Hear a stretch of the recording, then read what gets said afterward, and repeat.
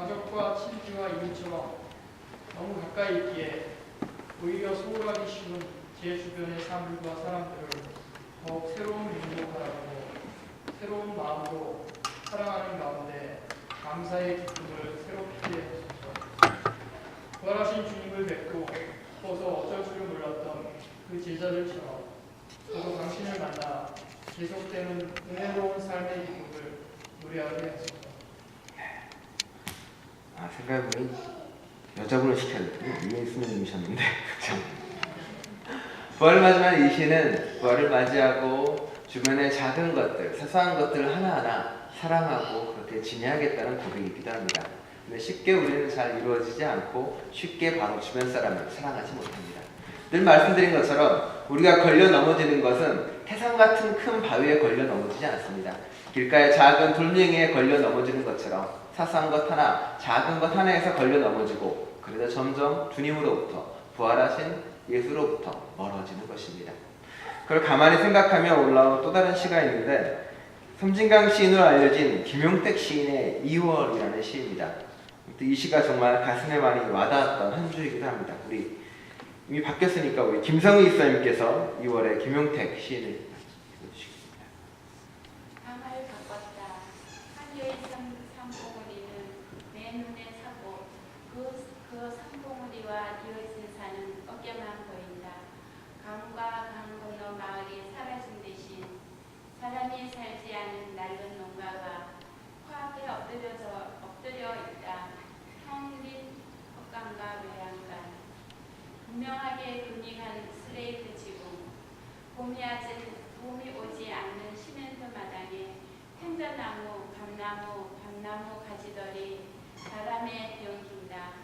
봄이 아직 멀었다. 노란 잔디 위에서 떠드는 아이들. 소리가 등 뒤에서 들린다. 계절과 상관없이 아이들은 늘 햇살을 한 줌씩 쥐고 뛰어다닌다. 방을 바꿨다. 방을 바꾼다고 금세 삶이 바뀌어지지 않듯 풍경이 바뀐다고 생각이 금방 달라지지 않는다. 눈에 익은 것들이 점점 제자리로 돌아가고 그것들이 어디서 본 듯 나를 새로 보리라. 날이 흐려진다. 비 아니면 눈이 오겠지만 아직은 비도 눈으로 바뀔 때 나는 어제의 방과 이별을 하고 다른 방에 앉아 이것저것 다른 풍경들을 눈여겨보고 있다. 나도 이제 낡고 싶고 늙고 싶다. 어떤 이별도 이제 그다지 슬프지 않다. 덤덤하게. 그러나 지금 나는 조금은 애틋하게도 쓸쓸하게 새 방에 앉아있다. 산 동백꽃 피는지 문득 저쪽 산 한쪽이 하나다. 아무튼 아직 봄이 이르다. 김용택 시인의 2월이라는 시입니다. 저도 시 참 좋아하고요. 우리 남목사님도 그 김용택 시인의 시를 참 좋아합니다. 어느 부분이 가장 많이 와닿습니까? 전 이 시 중에 그 부분이 제일 와닿습니다. 방을 바꾼다고 금세 삶이 바뀌지 않듯 풍경이 바뀐다고 생각이 금방 달라지진 않는다라는 풍경입니다. 나는 어제의 방과 이별을 하고 다른 방에 앉아 이것저것 다른 풍경들을 눈여겨보고 있다. 예수를 체험하고 부활한 예수를 만나는 것은 마치 우리의 삶의 방이 바뀌는 것 같습니다. 이 방에서 저 방으로 옮기는 거고 내가 그동안 봤던 풍경들을 부활한 예수를 만나고 난 뒤에 다른 풍경, 다른 모습을 보게 됩니다. 하지만 그렇다고 해서 사람이 쉽게 바뀌거나 쉽게 변하지는 않습니다. 점점 차근차근 그 풍경에, 그 방에 삶이 익숙해져야 그 방이 내 방이 되는 것처럼 우리의 삶도 예수를 만난 그 삶도 내가 점점 익숙해지고 풍경을 바라보고 조금 더 거기에 시간을 많이 보낼수록 우리의 삶 또한 그 모습으로 바뀌어가는 겁니다. 부활한 직후에 예수를 만났던 수많은 제자들의 삶도 그렇게 차근차근 새로운 방향과 새로운 꿈을 향해 익숙해지고 있습니다. 예수가 했던 수많은 기적은 아마 그 꿈을, 그 삶을 보여주는 새로운 지평이었고 새로운 모습이기도 합니다. 오늘의 기적 이야기도 그와 마찬가지입니다. 오늘의 기적 이야기는 여러분이 잘 아는 이야기입니다.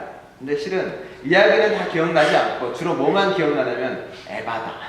그것만 보통 많이 기억을 합니다. 왜냐하면 어디 에바다 검색해 보면은 다 기도원입니다. 에바다 치유 기도원, 에바다 단식원, 에바다 무슨 다이어트 이런 게 상당히 많이 나와 있습니다. 어떤 치유하고 일으키는 기적의 모습인 것처럼 에바다가 나와 있기도 합니다. 그런데 늘 말씀드리지만 예수의 기적은 우리에게 기적 그 사건을 알려주는 것이 아니라 우리에게 의미와 기쁜 뜻을 전달하기 위함입니다.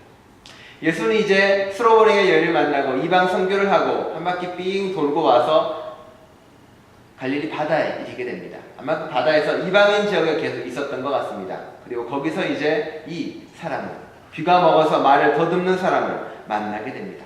그리고 그를 치유하기에 이르게 됩니다. 그런데 이 사람은 그 귀가 다치고 말을 못하는 것은 단순하게 그런 병이나 질병이 아닙니다.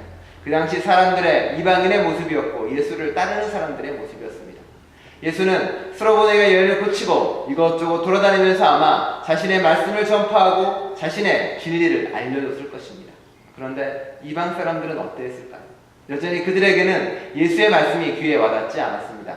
여전히 그는 예수의 말씀을 듣지 못했고 이방의 수많은 사람들은 예수가 말했던 그 진리를 듣지 못하니 입술에서도 진리의 말씀이 그리고 옳은 말이 나오지 않는 겁니다. 여러분의 상태는 어떠십니까? 여러분은 예수의 말씀을 잘 듣고 그리고 잘 선포하고 있습니까? 아니면 좋은 말만 잘 듣고 좋은 말만 하고 있습니까? 아니면 정작 드려야 할 거에는 귀를 닫고 하지 말아야 할 말만 계속 내뱉고 있습니까? 아마 이방 사람들은 그런 모습이었던 것 같습니다.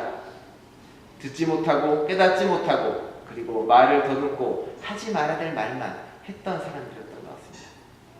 예수는 그 사람을 고치기 위해 제일 먼저 한 게 있습니다. 그거는 바로 그 사람을 데리고 무리로부터 따로 데려갑니다. 무리에 그냥 이렇게 두는 게 아니라 너 나랑 따로 가자 손잡고 따로 가는 겁니다. 그게 처음 시작입니다. 왜 그럴까요? 종종 우리는 세상에 섞여 살고 세상과 지내고 늘 그거에다 부대끼다 보면 우리는 거기에 휩쓸려 가버릴 때가 많이 있습니다. 세상의 음악과 세상의 장단과 세상의 북소리에 맞춰서 삶을 살아갑니다. 그런데 예수의 음성에 귀를 듣고 내 혀를 풀고 바른 걸 듣기 위해서는 거기로부터 벗어나야만 됩니다. 거기서 거리를 두고 온전히 예수에게 집중을 해야만 되고 온전히 주님을 만나는 시간이 필요한 것입니다. 기도여도 좋고 말씀이어도 좋고 찬양이어도 좋습니다. 잠시라도 세상과 떨어진 시간이 필요하고 그 시간을 통해 치유와 기적이 일어나는 겁니다. 예수는 이제 그를 데려다가 손가락을 그의 귀에 넣고 그리고 침을 뱉어서 그의 혀에 손을 댔다라고 합니다. 좀 지저분합니다. 침 뱉어서 남의 혀에다가. 자, 귀를 뚫었다는 얘기는 뭘까요? 듣게 하고 들어서 알게 했다는 이야기입니다. 여러분 귀에는 올바른 목소리가 잘 들어오십니까? 아니면 주님의 목소리가 잘 들어오십니까? 아니면 다른 사람을 사랑하는 목소리가 잘 들려오십니까? 그 어느 과학 연구에서 소문의 속도를 조사한 게 있습니다.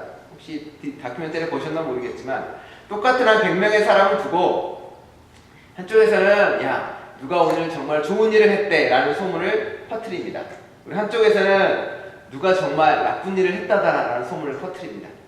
어느 소문이 더 빨리 퍼질까요? 나쁜 일을 했다더라 소문이 3배 이상 빠르답니다. 그렇죠?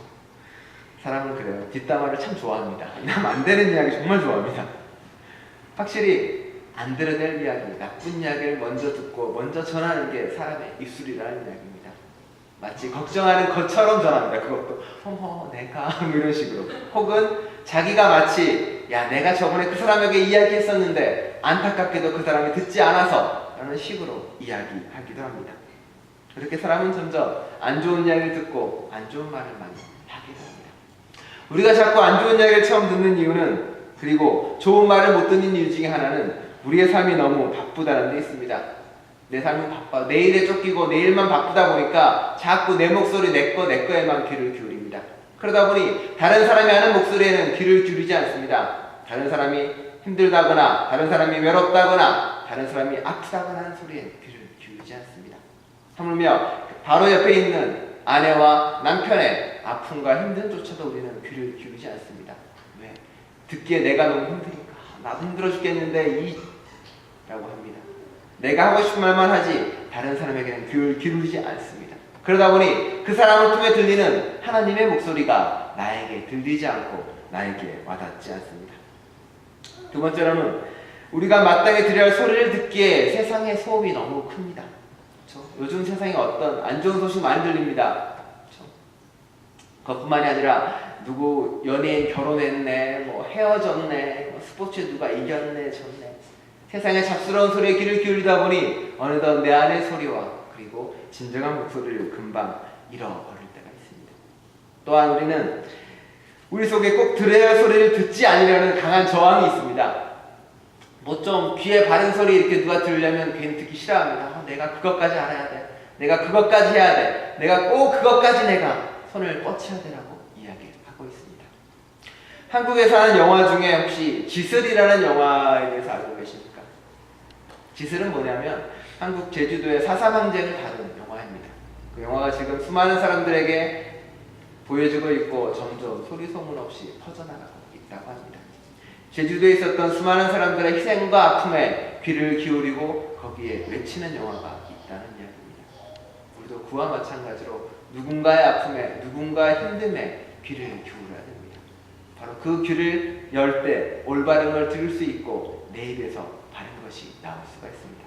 더 이상 남이 험담하거나 남이 뒷담화할 때 듣지 마시죠. 그냥 다른 얘기 하죠. 혹은 좋은 얘기 하던가 칭찬하거나 그러시기를 바랍니다. 나쁜 얘기 들은 다음에 꼭 화장실 가서 귀를 씻으세요. 내가 이런 내 아까운 귀를, 내 아까운 시간을 남 욕 듣는데 허비하다니 라고. 여러분은 소중하고 여러분의 시간은 귀합니다. 여러분의 몸도 아름답습니다. 그 시간과 그 귀와 그 몸을 남 욕하는데 듣기에는 너무 아깝지 않습니까? 좋은 말만 듣고 좋은 것만 하는데 애를 쓰시기 바랍니다.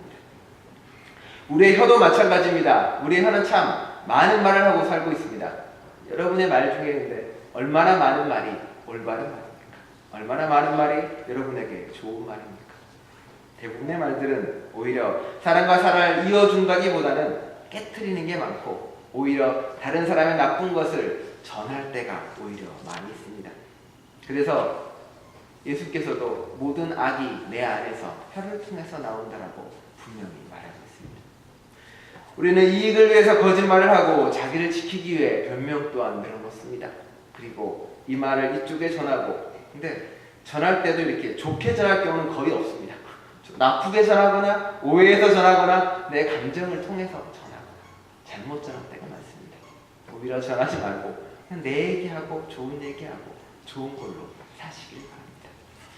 한국에서 이제 목회를 이렇게 하려고 하는데 부목을 할 때 그 장로님을 뽑는 이렇게 모임이 있었습니다. 그래서 이렇게 있는데 어느 한 분이 이렇게 저한테 오세요. 장로님 후보 되시는 분이 저한테 오셔서 선거는 해달라는 건 아니고 고민이 많다고 본인이 자기가 장로가 돼야 될지 안 돼야 될지 고민을 하고 있다라고 말씀하십니다. 저한테 물어봐요. 목사님이 생각할 때 장로가 되려면 뭐를 먼저 해야 됩니까? 라고 저한테 물어보는 겁니다.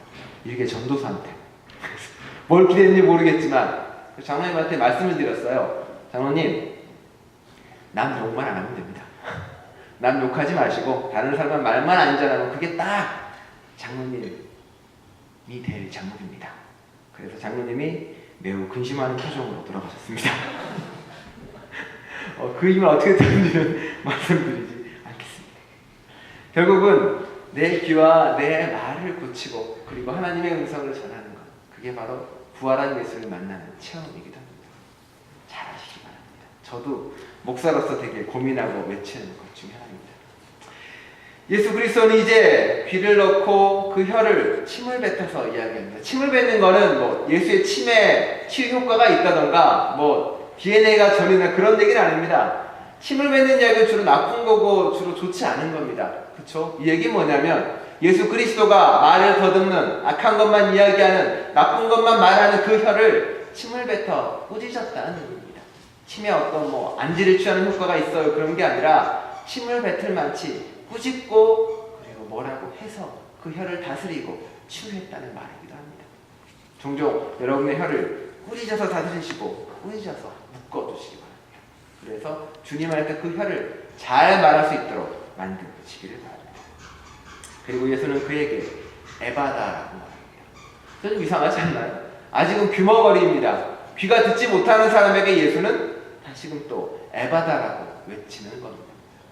종종 여러분도 그럴 때 있지 않습니까? 아무리 말해도 알아듣지 못할 때가 있습니다. 아무리 누군가에게 이야기해도 좋은 말을 해도 깨닫지 못할 때가 있습니다. 귀머거리에게 말하는 것처럼. 그리고 우리는 그때 실망합니다. 아무리 해도 소용없나 보다. 아무리 좋은 일을 해도 변화를 시킬 수 없나 보다라고 이야기합니다. 그런데 예수의 기적은 귀먹은 사람한테도 그리고 들리지 않는 사람에게조차도 그 사람의 언어로 이야기하고 다가갈 때 기적을 할 수 있다 말합니다. 에바다는 아람어입니다. 무슨 말이냐면 마가복음 쓰여지기는 헬라어로 쓰여졌는데 왜냐하면 그 당시에 그 행정적 언어가 헬라어이기 때문에 그 당시에 통용하는 언어는 아람어였습니다. 마가복음 기자는 여기서 말하는 헬라어로 쓰지 않고 그 사람이 사용하는 그 말 그대로 아람어로 기록을 합니다. 그 사람들의 언어, 그 사람의 말로 이야기하고자 하는 것입니다. 그리고 그 사람의 말로, 그 사람의 언어로 이야기할 때 비로소 기적이 벌어지고 비로소 일어나는 겁니다. 방언에 대해서 말씀드릴 때 그런 말을 들은 적이 있습니다. 방언은 내가 영어를 얘기한다거나 이상한 말을 하는 것이 아니라 그 사람들이 알아들을 수 있는 그 사람의 말로 알아듣는다는 것입니다. 그 사람을 깨우치는 말로 한다는 것입니다. 그러기 위해서 내가 하는 말은 어떻게 됩니까? 잘 듣고 예수의 말씀을 듣고 잘 말해야 됩니다. 주님의 기적은 이방인들에게 그렇게 말하고 있습니다. 그렇지만 불행히도 주님의 이러한 깨달음의 행위들은 주님의 말씀을 잘 듣고 깨달아 삶으로 전하라고 얘기했던 상징적인 기적의 이야기는 그렇게 전해지진 않습니다. 그 뒤에 보면 36절에 예수께서 이 일을 아무에게도 말하지 말라고 그들에게 명하셨으나 말리면 말릴수록 그들은 더욱더 널리 퍼뜨렸다.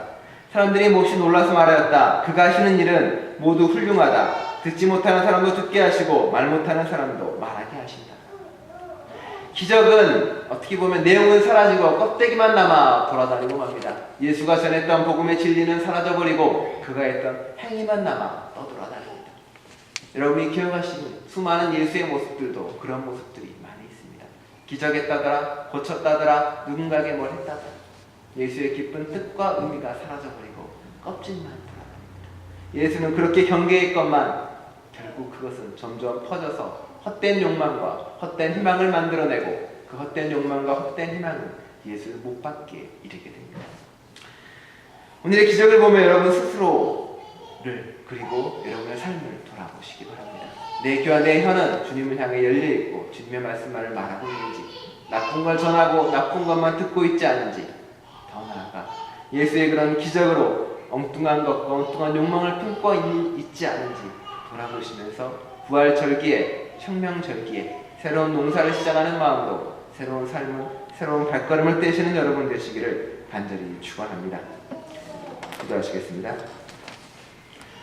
하나님, 주님께서는 귀가 들리지 않아